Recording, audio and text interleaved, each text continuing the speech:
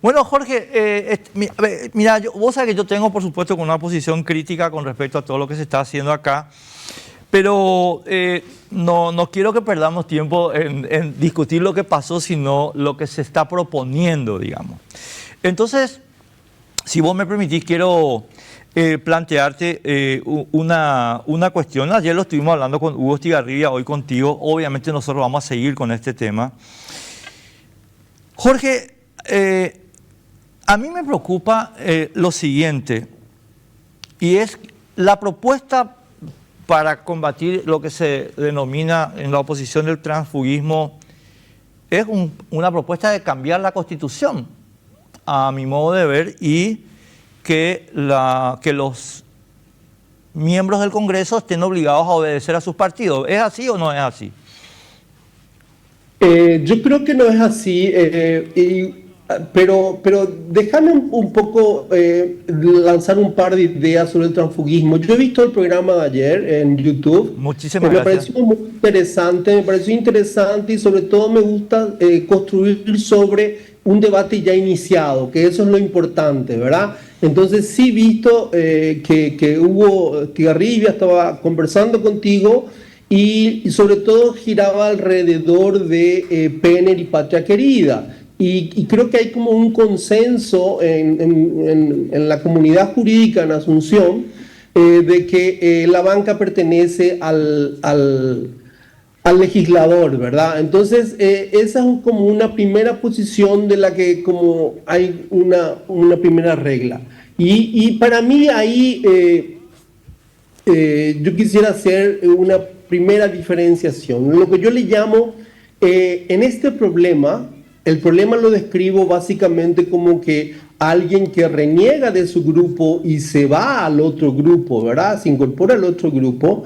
Y entonces un problema que se le denomina transfugismo, ya esa persona se le designa transfuga, y en el primer enfoque para abordar el problema es el enfoque que ayer estuviste hablando con Hugo Estigarribia.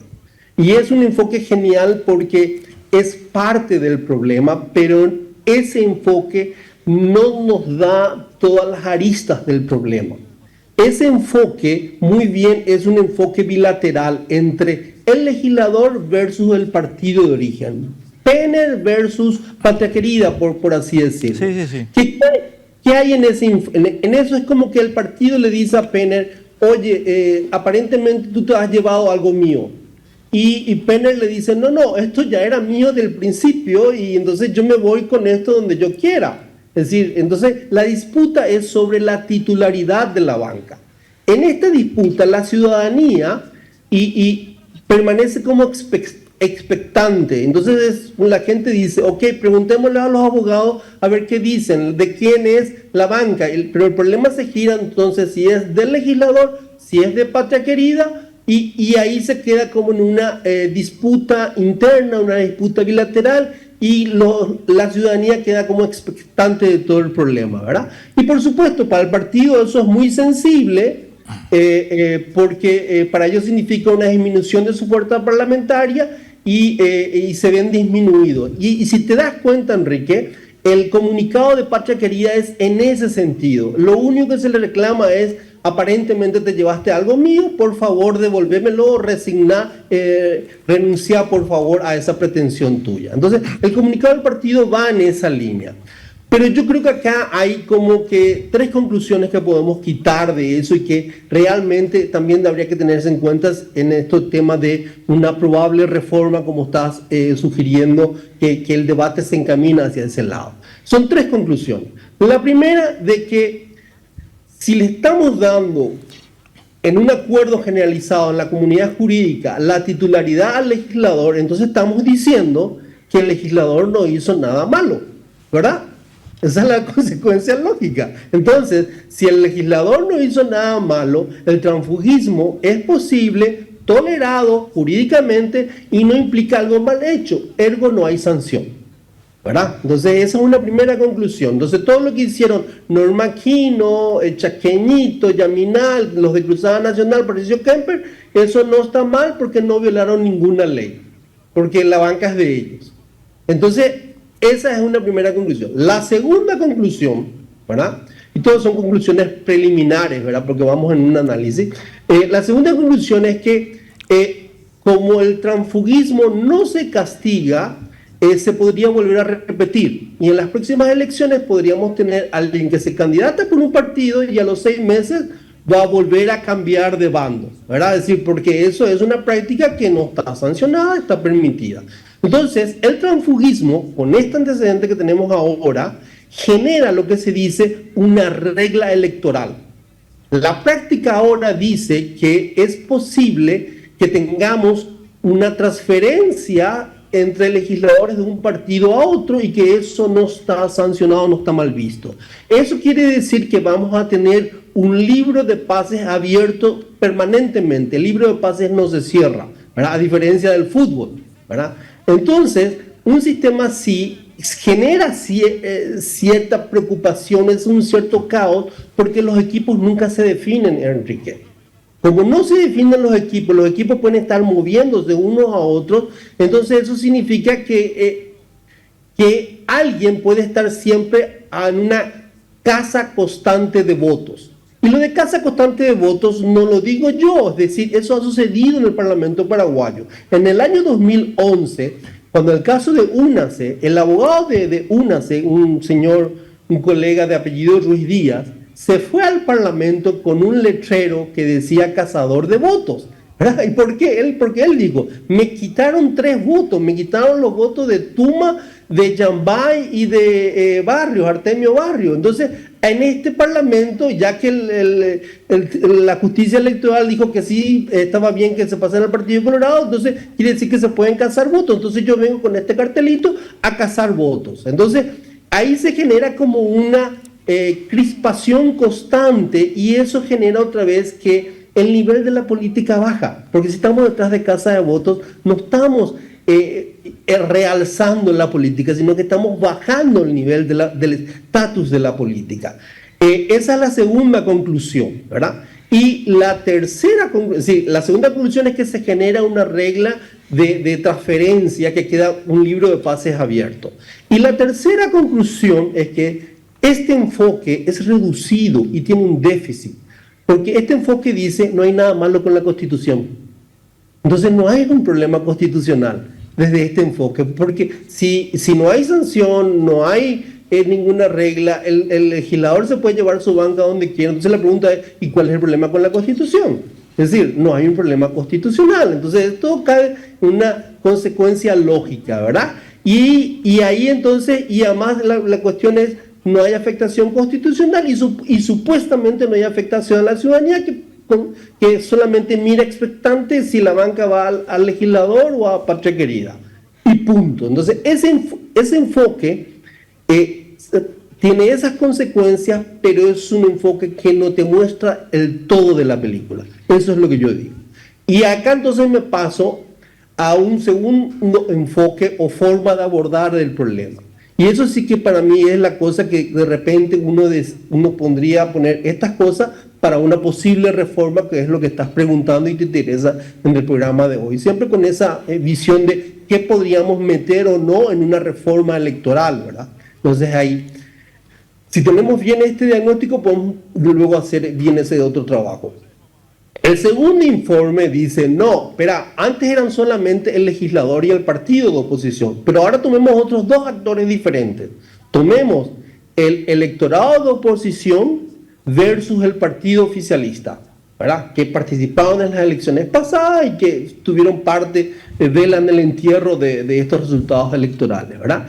Y lo que acá se ve es que hay una transferencia indebida de los votos del electorado de la oposición que pasan al partido oficialista, lo cual modifica la representación parlamentaria. Entonces, en la conclusión vemos que el partido oficialista acrecienta sus bancas, acrecienta sus curules, más allá de los votos que obtuvo, y ¿de qué forma gana banca? Mediante negociaciones que podrían ser no tan transparentes porque no sabemos realmente qué hablaron entre ellos. Dijeron que hablaron ciertos proyectos legislativos, pero hasta ahí no más sabemos, ¿verdad?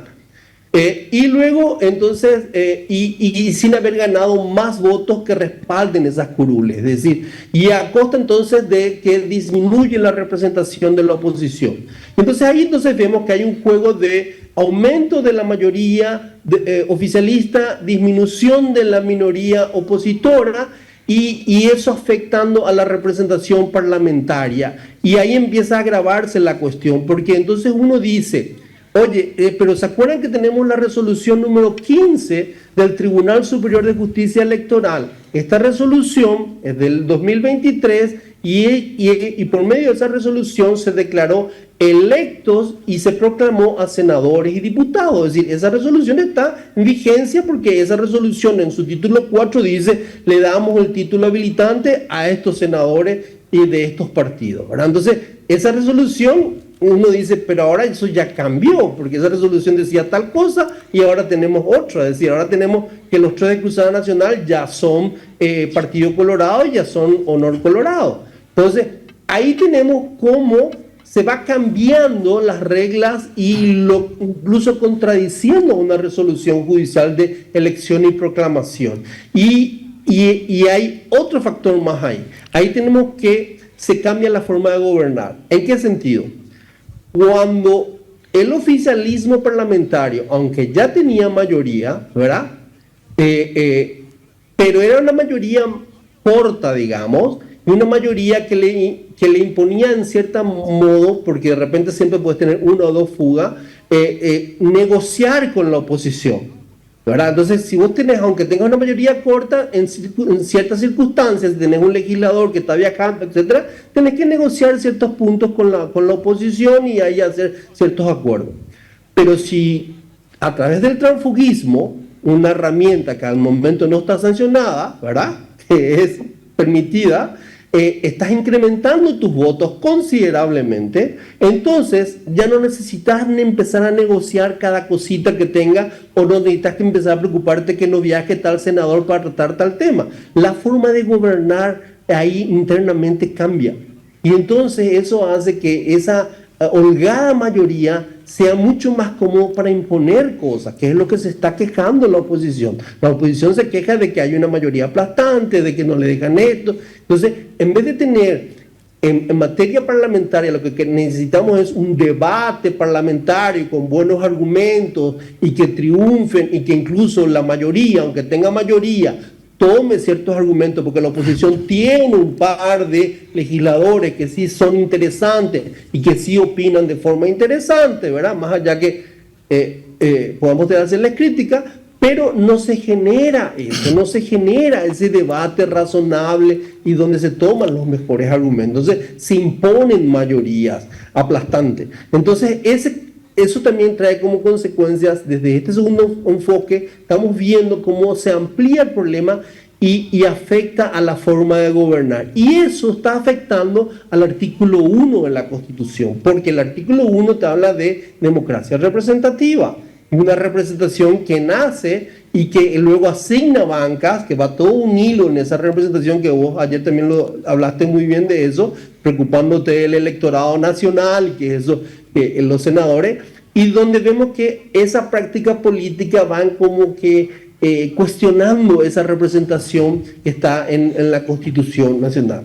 Y entonces, con este segundo enfoque, ya no estamos esperando el resultado diciendo, ok, entonces el legislador es traidor o no. Es decir, no, ya no se trata de juzgar personalmente la actuación política de uno, sino lo que estamos juzgando y viendo con una amplitud mayor es en qué medida se va modificando la representación parlamentaria y en qué medida la oposición va cediendo sus votos al oficialismo, ¿verdad? Y acá hay datos interesantes, Enrique. Hay datos interesantes porque, de acuerdo a los periódicos, tenemos 12 legisladores que cambiaron su posición. ¿Quiénes son estos 12 legisladores? Son 3 de Cruzada Nacional, 1 del partido Hagamos, 1 de Patria Querida, 4 del PLRA y 3 de ANR, porque ahí hay 2 abdistas y uno que era del movimiento, Ahí cuentan Chase, Carlos Núñez, y Chase y Irún, Javier Irún, y Carlos Núñez, que era del movimiento Unánimo Caballero, y ahora todos estos forman parte de Honor Colorado, ¿verdad? Pero entonces tenemos 12 legisladores. Si uno dice 12 legisladores que no entraron por Honor Colorado, ¿verdad? Y se pasan a Honor Colorado, entonces tenemos que hay un 26% de las bancas del Senado que cambiaron de poder político. Sí. Entonces, Ahora, ahí tenés un número grande. Pero luego, digamos, espera, si vos, ok, quítale los 3 colorados, porque ellos siempre son oficialismo, ¿verdad? Te quedan 9 todavía. Te quedan 9 y detrás de esos 9 tenés 235.000 votos. Es decir, 235.000 votos de electores que votaron a oposición, a partidos de oposición, 235.000 votos que quisieron tener un senador que representa a la oposición y que de repente ellos dicen, ¿para qué voté? Se perdió mi voto, mis representantes se están yendo al partido oficialista. Entonces, ahí es donde se siente que la ciudadanía está sintiendo el problema y ahí es donde se ve de que hay una opinión pública que está sensible e interesada en el tema. Por eso es que el transfugismo en este momento está en todos los medios de prensa.